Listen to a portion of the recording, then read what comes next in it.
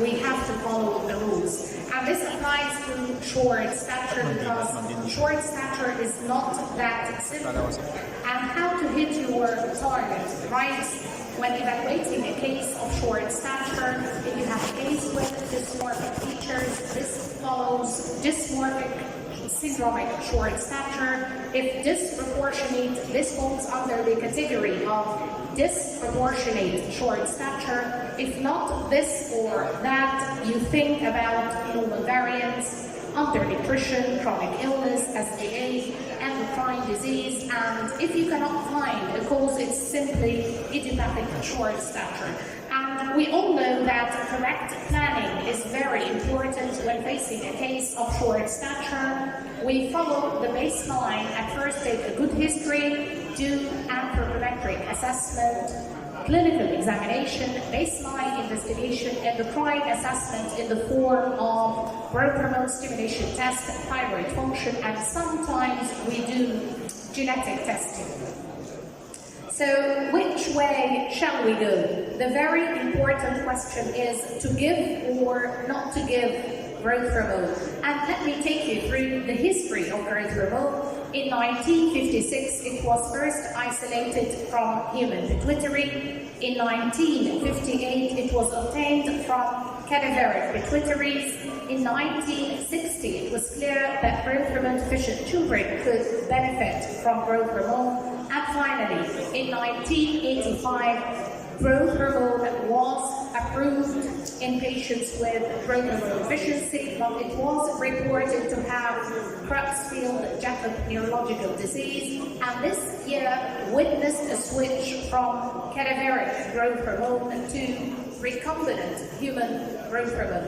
So, as you know, there is recombinant human growth hormone obtained by genetic engineering. And the new era is the biosimilar growth hormone. So what is a biosimilar drug? It's a biological product which is highly similar, with no clinical meaningful difference from FDA-approved reference product regarding the safety, the purity, and the potency.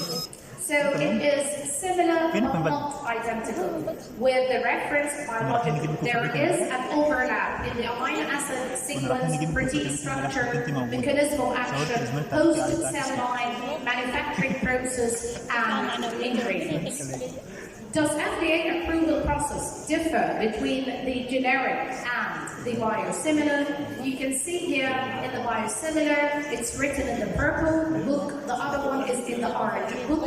Time for market approval is 2 to 3 years in the generic drug, whereas it's 7 to 8 years in case of the biosimilar. Again, it confirmed similar efficacy and safety.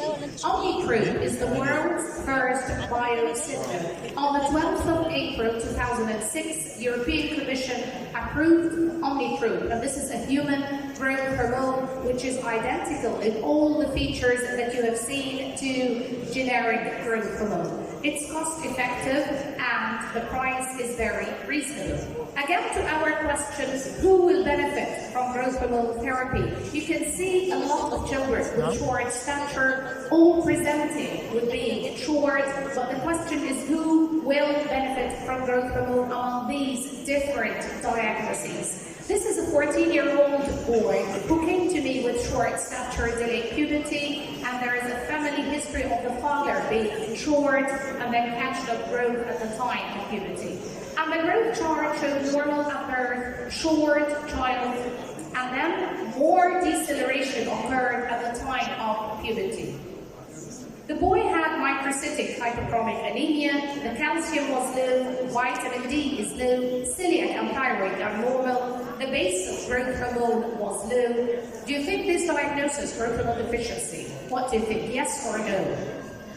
No. The GMRH stimulation test showed low FSH, LH, and testosterone, so this is hypogonadotrophic hypogonadism. And the most important is delayed bone age exactly equal to the height age. So this is the diagnosis of constitutional delay in growth and puberty. But the pediatrician decided to start growth hormone based on the basal growth hormone. So what are the pitfalls in such a condition? First of all, don't rely on the basal growth hormone. It's not conclusive at all. Constitutional delay in growth and puberty is not treated by growth hormone. You have to improve the nutritional status. And you can see here that it's better to do sex screening by giving sex steroid, and this is conditional recommendation in the guidelines to avoid false diagnosis of growth hormone deficiency. And this is what we did. We gave vitamin D, calcium, iron, and zinc. And the boy coped up his height, and he did not need growth hormone therapy. And this is the correct dosing of sex steroid in patients with CDGP. In boys, start with 50 milligrams testosterone. In girls, 5 to 10 micrograms estradiol per day.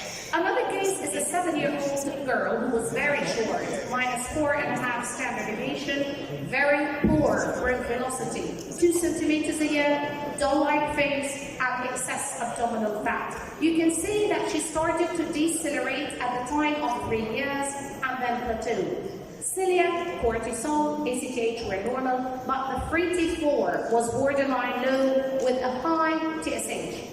And the basal growth hormone was low as well, and the bone age was delayed. So this is a case of hypothyroidism associated with growth hormone deficiency.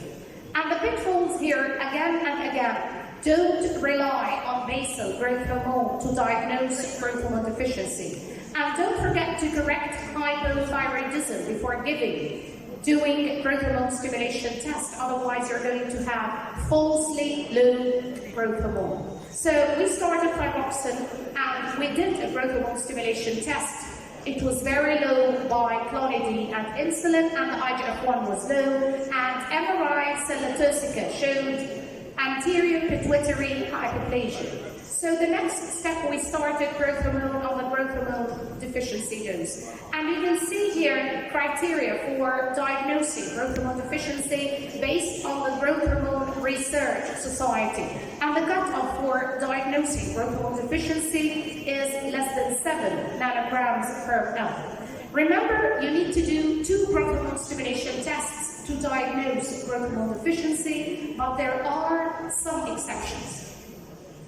1 growth hormone stimulation test if you have CNS pathology, cranial irradiation, multiple pituitary hormone deficiency or genetic defect, or a clear congenital malformation in the growth hormone pituitary axis.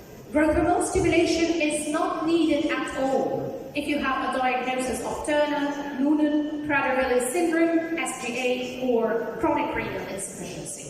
So again, the guidelines said it very clearly. It's recommended against relying on the growth hormone stimulation test alone to diagnose growth hormone deficiency. We have to put all the data together, the anthropometry, the growth hormone, the child, the clinical status, and then diagnose and treat growth hormone deficiency. And this is what we did. We started thyroxine and growth hormone, and the girl grew very nicely. And please remember that the dose of growth hormone differs in different age groups, whether being a child, transition adolescent, or adult.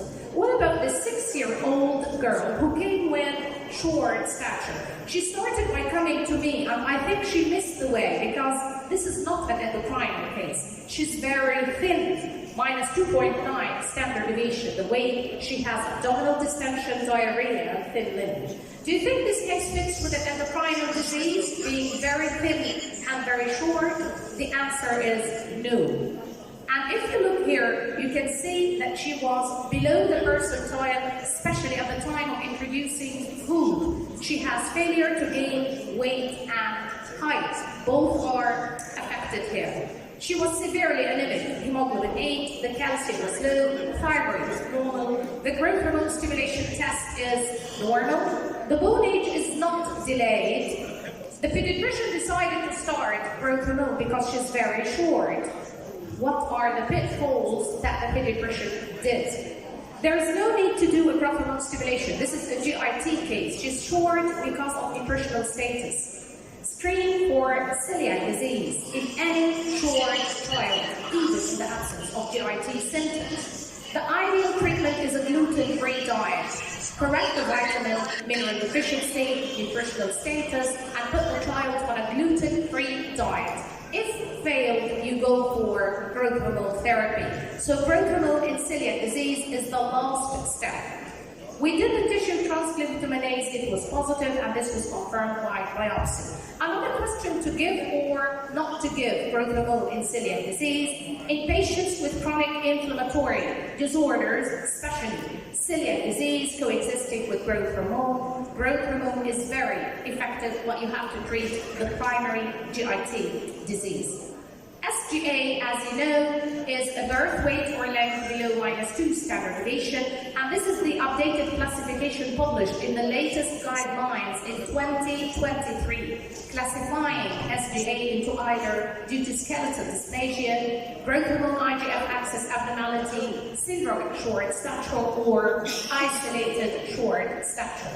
This is a full-term neonate who presented by being born 1.2 kilograms, is very short, the BMI is normal, and the mother came at the age of 1 year requesting growth hormone therapy because the child is very short, and the pediatrician decided to start growth hormone. Is this a correct decision? Who says yes? Thank you very much. No one said yes. This is not correct. We wait. And is growth hormone stimulation needed? The answer is no. If you are sure that this is an SGA, you do not need provocation test. And 85 to 90% catch up spontaneously at the age of 2 to 4 years, and only 10 to 15% do not catch up and will need growth hormone therapy. So you have to wait until the age of 2 to 4 years. And when to start growth hormone in SGA, you can see that there's a variable age of starting with growth hormone in US, Europe, Japan, and Latin America, ranging from 2 to 4 years. The growth hormone improves not only the height, but the lean mass. It decreases the fat mass, the blood pressure, improves the final height, and the bone mineral density. What about this girl, a 13-and-a-half-year-old girl who came to me with short stature, delayed puberty? She was born with a low birth weight and length, swelling of the dorsa of hands and feet, mathematical problems, and otitis media. She was very short since birth, and during childhood and adolescence, all the way. Her thyroid, growth hormone stimulation, and celiac were normal, and the bone age was delayed. The GnRH stimulation showed high FSH/LH, low estradiol, and this is hypergonadotrophic hypogonadism, meaning that this is gonadal dysgenesis. She had a partial horseshoe kidney, and the pediatrician started growth hormone on the growth hormone deficiency dose and sex steroid. What is the missing investigation here? Yes, thank you very much. Karyotype. This is a case of 45X Turner syndrome. So you have to do a karyotype in any short girl or any girl with delayed puberty, even if she does not have any dysmorphic feature. And remember that growth hormone stimulation is not needed in Turner syndrome. And you have to start by growth hormone followed by sex steroid. And remember, they need larger doses of growth hormone because they have growth hormone resistance. So they will not respond on the growth hormone deficiency dose. We gave the girl growth hormone and she did very well. And this is the dose of growth hormone in girls with Turner syndrome. What about this 12-year-old boy with short stature, obesity? He was born floppy infant. He started to have hyperphagia, progressive weight gain at the age of 3 years, intellectual delay, learning disabilities, small penis, and scrotum. What's your diagnosis? Yes, thank you very much. This is a clear case of Prader-Willi syndrome. He was born SGA, as you see, and then he started to decelerate the height. And if you look at the weight, he started to gain a lot of weight. So, this is a case of obesity and short stature. As you see, Prader-Willi, loss of expression of paternal allele in chromosome 15, confirmed by genetic testing. And when we did the thyroid function, we found low T4 and TSH, So this is central hypothyroidism and the rest were normal. The boy also had impaired fasting blood sugar. The pediatrician started growth hormone immediately. What are the pitfalls? Remember, in Prader-Willi, do polysomnography, ENT evaluation, thyroid, adrenal function, glucose homeostasis before starting growth hormone. Again, growth hormone stimulation is not needed, and these boys have growth hormone insensitivity. And does growth hormone affect the sleep pattern? Yes, so you have to do polysomnography. And finally, this is a 14-year-old girl with chronic renal failure on dialysis. She's very short, bone age 12, and the pediatrician started growth hormone. Right or wrong? Yes, this is correct, because growth hormone therapy in chronic renal disease is approved. And then she did a renal transplant, and after 3 months, the pediatrician started growth hormone. Right or wrong? This is wrong, because having a renal transplant is not approved as an indication of growth hormone, so you have to wait for 1 year. And finally, whatever the cause, remember, early diagnosis and proper treatment of short stature improves the final height, whatever the cause. And always decide correctly to avoid tripping. And what if time is critical? This is an emergency alarm in case of puberty. You have to be very careful. And effectiveness of growth hormone counts a lot, because sometimes we need to buy the time. It's very tight to avoid this very sad story that I see every day. An adolescent coming with closed epiphysis asking me to give growth hormone and improve the height. But unfortunately, we cannot go back. So the best package is a cost-effective and relatively cheap growth hormone. And I think you agree that the road is paved for biosimilar, recombinant human growth hormone being reasonable price and effective as well. Remember, children with short stature are very clever and charming. They deserve a very good quality of life and to be effective people in our environment. So always decide correctly to score the right goal at the right time. Because sometimes, even if you score the goal, it's not at the right time. In short stature, time counts a lot to have a safe flight. Remember the plane that I showed you at the beginning, and the 2 drivers who were enjoying, and the one who crashed because they did not calculate the time properly. So you always need to have a safe flight for your patient. And the bad news is that time flies, but the good news is that you are the pilot. So being the pilot, we have to drive our patients correctly and safely. Thank you very much for your Rasha, for this elegant presentation. الحقيقة بحب أهني الدكتور محمد زنون وأخويا الدكتور وائل.